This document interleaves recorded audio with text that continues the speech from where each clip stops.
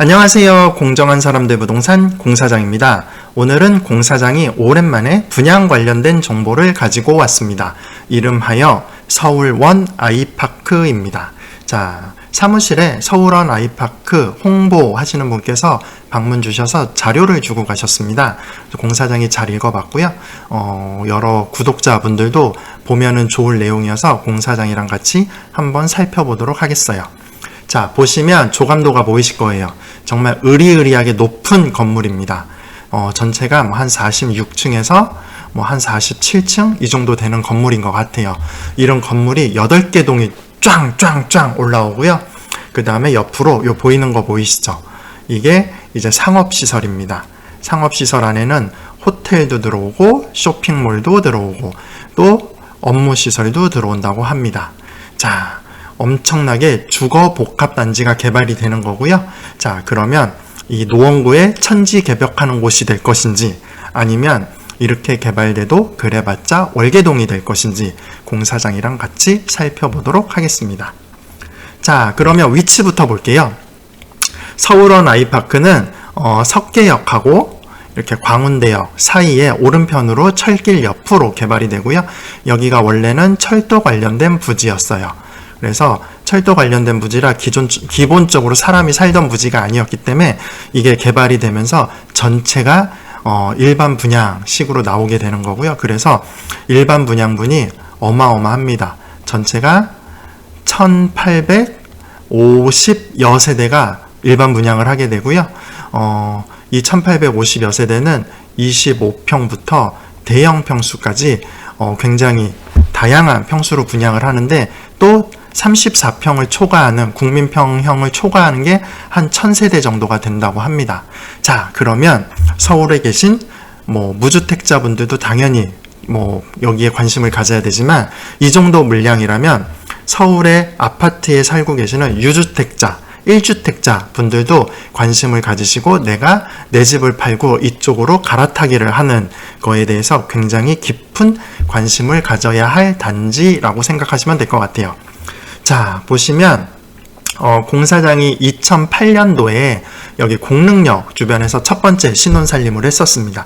그때 중랑천 너머로 이제 월계동의 미미삼 아파트도 보였고요. 그때는 광운대역이 아니라 성북역이라고 불렸습니다. 그래서 성북역세권 개발 사업이 그때도 추진이 됐었어요. 2008년부터 2009년 이때쯤. 근데 이게 2024년이 돼서야 드디어 이제 청약을 하는 겁니다. 자, 굉장히 오랜 시간이 걸렸죠. 뭐가 이제 서울에서 개발을 한다 얘기가 나오면 그 뉴스가 나온 후에 10년 후에 이렇게 시작을 한다라고 보시면 될 것 같아요. 자, 그리고 또 하나가 있어요. 2008년부터 동부간선도로 지하화 하겠다라는 계획이 계속 있었습니다. 근데 이거 역시 2024년에야 돼서 드디어 지하화 착공이 들어가잖아요. 모든 개발 계획이 세워지고 나면 개발 계획이 뉴스에 나온 다음에 10년 이상은 걸린다. 이렇게 보시면 마음이 좀 편해지실 거예요. 자, 위치는 여기고요. 그 다음에 단지 규모를 볼게요.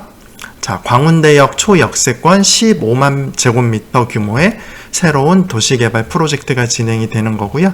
전체는 3000세대가 들어옵니다. 3000세대 중에 공동주택이 1856세대, 레지던스가 768세대, 공공임대아파트가 408세대가 들어오고요.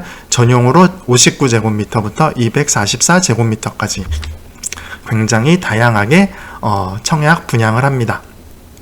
시행시공은 HDC 현대산업개발에서 다 진행을 하고요. 자, 전체 최고층 수가 49층, 8개 동이고요. 2개 동은 레지던스예요. 그래서 6개 동이 요번에 분양을 하게 됩니다. 자, 그러면 단지 구성을 보도록 할게요. 자, 요렇게 하나, 둘, 셋, 넷, 다섯, 여섯, 일곱, 8개 동이 49층 가까이 굉장히 초고층으로 지어지는 주상복합 아파트라고 보시면 될 것 같아요. 여기 이렇게 2개 동은 레지던스로 나중에 분양을 할 거고요. 요번에 분양하는 거는 요렇게 6개 동이 분양을 합니다. 공사장이 대략 계산을 하니까 한 개 층에 이렇게 하나, 둘, 셋, 네 부분으로 나뉘잖아요. 이게 2집씩 들어가야지 맞는 것 같아요. 그래서 한 층에 8개 세대가 들어오고 이게 46층에서 49층으로 개발이 되는 거고요. 요 파란 부분은 이제 상업부지입니다. 그래서 여기에는 호텔, 그리고 쇼핑몰, 그리고 업무시설, 이런 것들이 들어오고요. 업무시설은 특별히 이제 HDC 현대산업개발 본사가 이전을 하는 걸로 추진을 한다고 합니다. 뭐 우선 업무시설이 빌 일은 없겠죠. 그래서 그거는 굉장히 좋은 소식인 것 같아요. 근데 추진을 하는 거니까 이전을 할지 안 할지는 끝까지 지켜봐야 되는 부분이고요. 요 끝에 부분은 공공용지부지라서 아마 철도청이나 뭐 노원구에서 활용을 하지 않을까 싶습니다. 자, 요렇게 주거 상업의 복합단지로 개발이 되는 주상복합, 주거복합단지라고 보시면 될 것 같아요. 장점을 좀 살펴보도록 할게요. 자, 그러면 장점은, 자, GTX C노선이 광운대역에 정차를 합니다. GTX C노선이 광운대에 정차하는데 이렇게 광운대 초역세권으로 개발이 돼요. 당연하겠죠. 광운대역에 붙어있던 철도 부지였어요. 그래서 광운대의 초역세권, GTX C 정차역의 초역세권 아파트로 개발이 되는 게 서울 원 아이파크입니다. 원 아이파크고요. 자, 첫 번째 GTX C의 초역세권 아파트다. 두 번째로는 주변으로 동부간선도로가 이렇게 지나가는데요. 동부간선도로 지하화 사업이 진행이 됩니다. 경정철은 뭐 크게 영향을 줄 것 같지는 않아요. 어차피 GTX-C도 있고 조금만 내려가면 석계역이 6호선, 그 다음에 뭐 1호선이 다니죠. 그래서 석계역이 있기 때문에 특별히 뭐 경전철까지 영향을 줄 필요는 없을 것 같고 동부간선도로 지하화는 주변에 큰 호재가 될 것 같습니다. 자, 그 다음에 10년 동안 요 중대형 평형 공급이 굉장히 줄었다고 합니다. 요즘에 분양하는 거 보면 대부분이 84제곱미터, 국민평형이랑 59제곱미터 위주로 분양을 하잖아요. 근데 여기는 희소하게 84초가 되는 아파트가 1000세대 이상이 분양을 한다고 합니다. 그래서 희소성 있는 중대형 아파트가 분양을 한다 라는 게 이제 장점으로 내세우고 있습니다. 자, 그 다음에 전 세대 85초가가 1000여 세대 공급을 한다는 거고요. 아까 얘기했던 비슷한 내용입니다. 자, 그 다음에 브랜드 아파트, 아이파크라는 브랜드 아파트라고 합니다. 브랜드 아파트가 당연히 비브랜드 아파트보다는 가격이 많이 나가겠죠. 그래서 아이파크 브랜드를 사용하기 때문에 뭐 나중에 좋아질 거다, 이런 장점이 있습니다. 그 다음에 또 하나는 주상복합, 주거복합단지로 개발이 된다고 합니다. 주거복합단지는 일반 아파트만 있는 것보다 금액이 많이 나간다고 하는데요. 요즘에 인기 있는 게 뭐 미사신도시에도 파라곤이 주상복합 아파트죠. 그 다음에 갈매신도시 같은 경우도 갈매역 아이파크가 주상복합 아파트고요. 다산신도시 같은 경우도 자이가 주상복합 아파트고요. 보통 대장들이 역세권에 가장 붙어있는 주상복합 아파트들이 주변에서 대장을 합니다. 그래서 서울원 아이파크 역시 이 주변에서 가장 역세권에 붙어있는 주거 복합단지이기 때문에 뭐 대장 아파트가 될 거는 당연한 사실이라고 생각이 됩니다. 자, 그래서 장점을 좀 정리를 하자면 서울원 아이파크의 스페셜 장점이라고 합니다. 3개의 건축 거장들이 참여한 프로젝트라고 하는데요. 뭐 잘 모르겠습니다. 이게 장점인지. 두 번째, 문화, 상업, 복합, 주거 등 단지 내 모든 삶의 요소를 하나의 타운으로 합쳐놨다. 원스톱 라이프가 가능하다. 굉장히 큰 장점이죠. 주상복합, 주거복합 단지라는 거. 그 다음에 글로벌 5성급 호텔. 이게 뭐 나오면 좋은지는 잘 모르겠습니다. 프리미엄 피트니스, 이것도 잘 모르겠어요. HDC 현대산업개발 본사 이전 예정.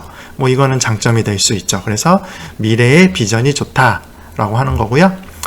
편리한 생활 인프라, 여기 쇼핑몰이 들어오고요. 위로 월계, 트레이더스랑 이마트가 가까이 있습니다. 그래서 요거랑 뭐 겹치는 장점인 것 같습니다. 자, 노원의 명품 교육 환경. 장점으로 내세우는데요. 노원의 명품 교육은 보통 상계동, 중계동, 하계동을 얘기를 합니다. 지금 공릉동하고 월계동은 그렇게 교육 환경으로서 뭐 특출나게 좋은 점이 그렇게 있진 않아요. 공릉동 같은 경우는 고등학교도 하나도 없고요. 그 다음에 월계동도 아마 제대로 된 고등학교는 아마 없을 거예요. 중학교도 상중하 계동에 있는 중학교보다 훨씬 학업 성취도가 낮을 거예요. 그러나 지금은 좋지 않지만 서울원 아이파크가 들어오고 미미삼이 재건축을 해서 완료가 되면 월계동에 아마 굉장히 중산층 이상이 거주하는 동네로 탈바꿈하기 때문에 추후에는 한 10년, 20년 후에는 교육 환경이 굉장히 좋아질 거지만 서울원 아이파크가 입주하는 시점에서는 그렇게 좋은 교육 환경은 아니다 라고 보시면 될 것 같아요. 중랑천 수변공원, 한천 근린공원, 경춘선 숲길이 산책하기 좋게 되어 있습니다. 이것도 장점이고요. 사통, 팔달, 계속교통망이 굉장히 큰 장점이죠. GTX-C가 추후에 쓴다는 게 굉장히 큰 장점입니다. 자, 빛나는 브랜드 파워. 아이파크가 원래 굉장히 좋은 브랜드였는데 요즘에는 조금 침체를 겪고 있다는 느낌이 좀 듭니다. 어떤 것 때문에 그러죠? 자, 첫 번째는 이제 광주에서 사건이 하나 있었죠. 이제 건설하다가 무너진 사건이 있고, 지금은 이제 오너 리스크, 축구협회 정몽규 회장에 대한 오너 리스크가 조금 두드러지게 나타나고 있는 부분이 있습니다. 자, 그래서 요번 첫 번째는 서울원 아이파크의 장점에 대해서 좀 살펴봤는데요. 장점이 있으면 당연히 단점이 있겠죠. 단점에 대해서도 살펴볼 겁니다. 근데 이제 시간이 길어지니까 우선은 장점으로 1부를 마무리하고요. 단점에 대해서, 서울원 아이파크의 단점에 대해서는 2부에서 다시 살펴보도록 하겠습니다.